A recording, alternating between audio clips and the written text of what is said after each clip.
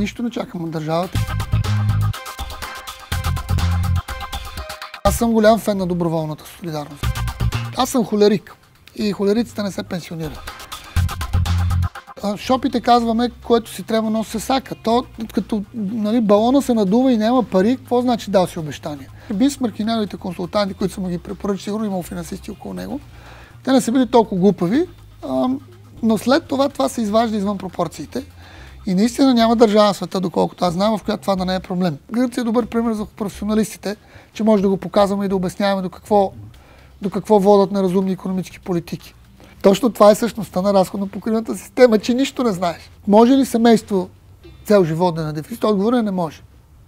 Няма никаква разлика между семейство и държавата. Който им обещава някакви високи пенсии, ги лъже. Първо аз не карам, защото това е за пенсионери, още не съм, майтава се.